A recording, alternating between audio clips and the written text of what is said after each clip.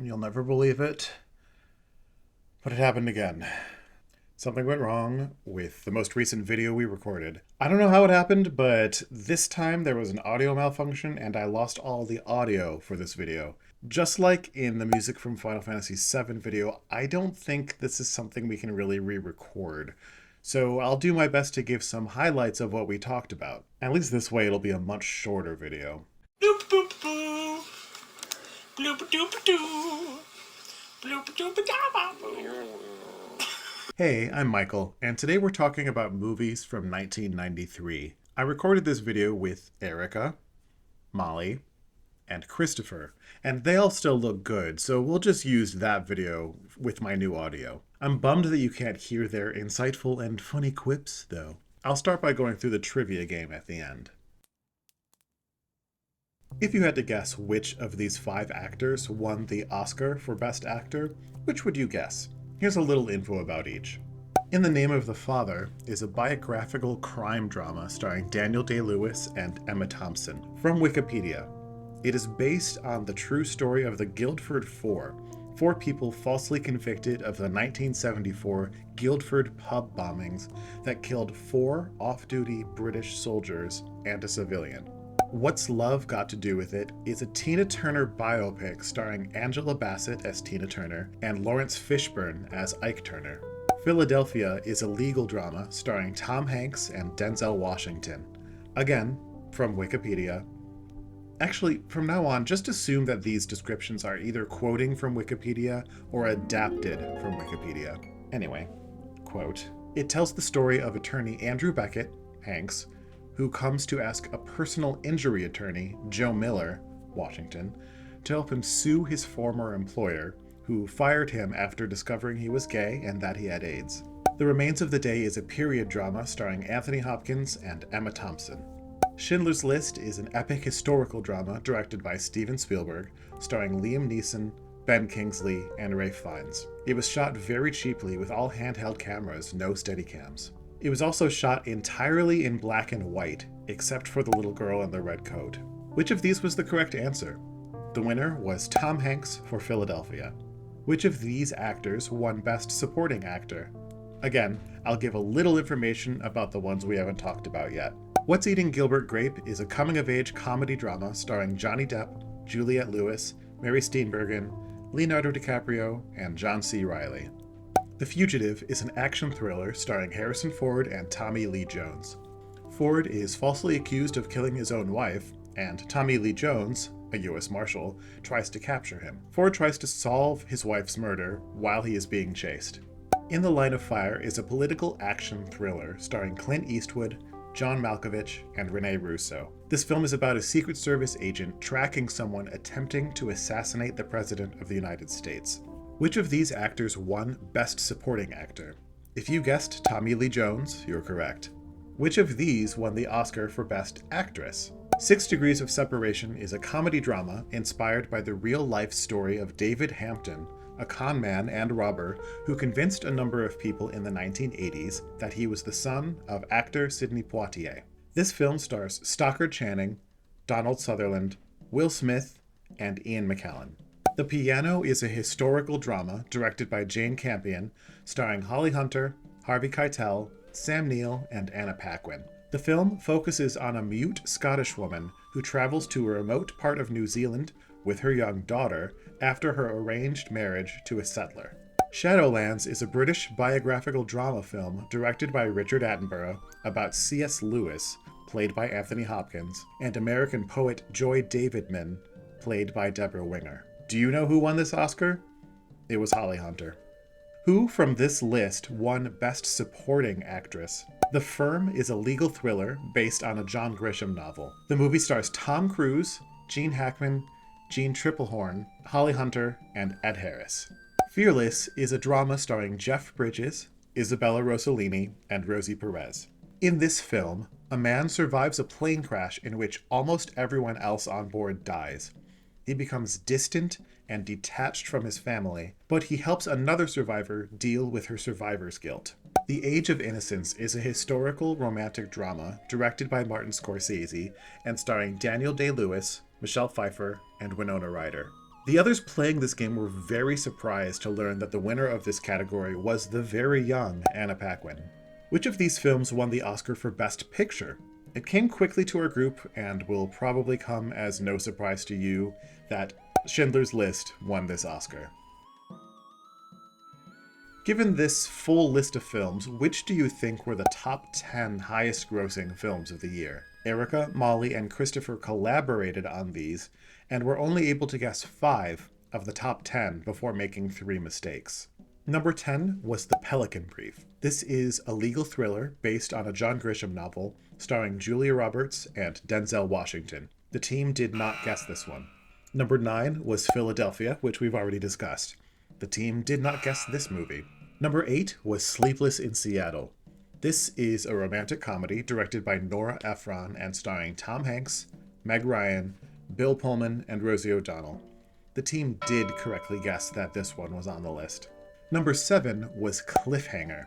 This is an action thriller starring Sylvester Stallone and John Lithgow. The film follows Gabe, Stallone, a mountain climber who becomes embroiled in a heist of a U.S. Treasury plane flying through the Rocky Mountains.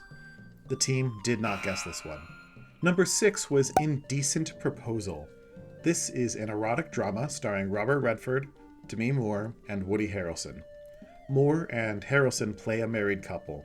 A stranger, Redford, offers the couple $1 million to sleep with Moore. The team did not guess this movie. Number 5 was The Firm. We already discussed this movie, and the team correctly guessed that it was one of the highest grossing films of the year. Number 4 was Schindler's List, which we already discussed. The team did not correctly guess that this was on the list. Number 3 was The Fugitive, which we already discussed. The group did correctly guess this movie. Number 2 was Mrs. Doubtfire. This is a family comedy directed by Chris Columbus, starring Robin Williams, Sally Field, Pierce Brosnan, Harvey Fierstein, and Mara Wilson. The team got this one right. The team also correctly picked Jurassic Park as the highest grossing film of 1993. This is probably the movie we talked about the longest. It was directed by Steven Spielberg and stars Sam Neill, Laura Dern, Jeff Goldblum, and Richard Attenborough. We spent a long time discussing the practical effects of the film, the computer graphics, and the way they were pretty seamlessly mixed together.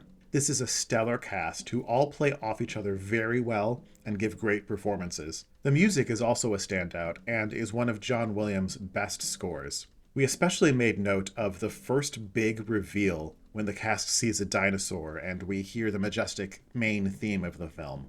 Molly and I both shared that we were traumatized by the kitchen scene. We next looked at the top 10 rated films on Metacritic, which takes an aggregate of critical ratings of films.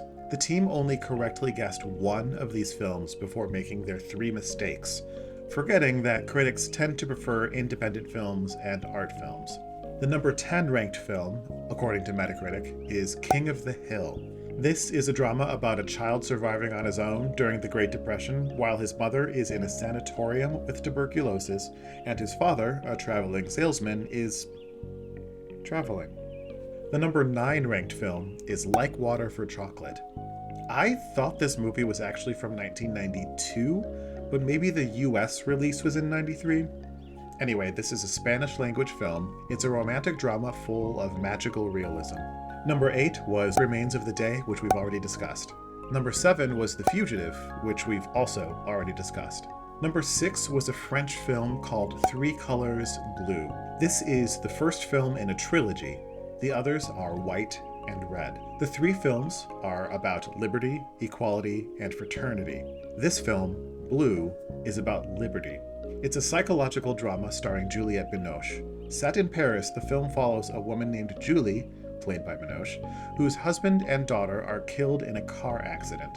Suddenly freed from her familial bonds, she tries to isolate herself and live in seclusion from her former ties. However, she discovers that she cannot escape human connections.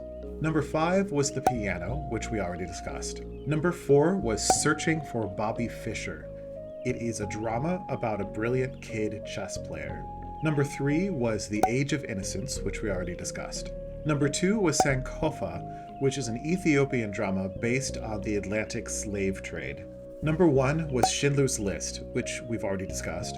This is the only film that the team correctly chose from the Metacritic list of best films from 1993.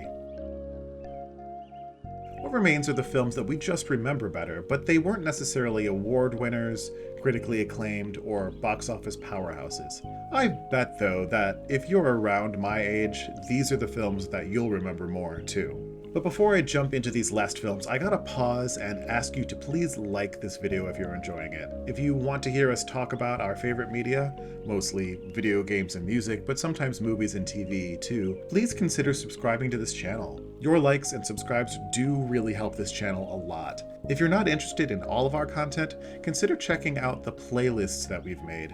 If you only like the video game content or only the music content, for example, you can find what you want there.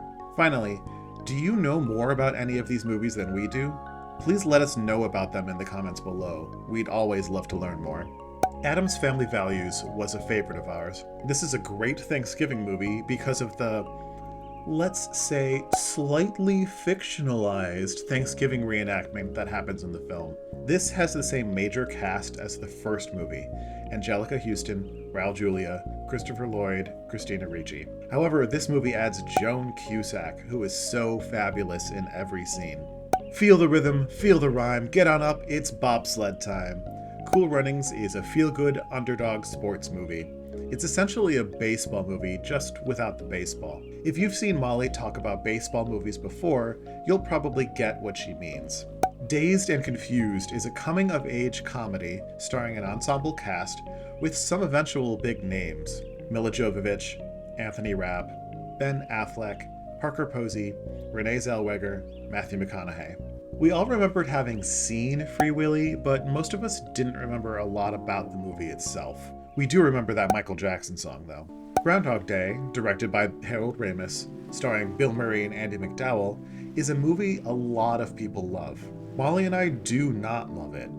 It is interesting how much this film has withstood the test of time and inspired so many other stories, though. Time loops are fascinating. Since this is the first video that Christopher is appearing on camera, they were in my Final Fantasy Tactics stream with me, I asked them what their favorite movie is. They just so happened to name a movie from 1993, Hocus Pocus. We all adore this movie. Bette Midler, Sarah Jessica Parker, and Kathy Najimy are all excellent. We talked about how the movie has some pretty scary moments for a kids movie, and that's part of what makes this movie such a classic. We all got a little emotional when talking about Homeward Bound. Cute dogs and a cat lost in the woods who have to make their way home. It's so sad when you think the golden retriever, Shadow, might not make it. You might have seen a stuffed dog toy in several of the videos on this channel. His name is Shadow because of this movie. This film could have easily been schlock, but it has a surprising amount of heart. Have you seen the film version of Shakespeare's play Much Ado About Nothing, directed by Kenneth Branagh? It's worth seeing just to see Emma Thompson and Kenneth Branagh as Beatrice and Benedict trading insults in a super satisfying enemies to lovers arc.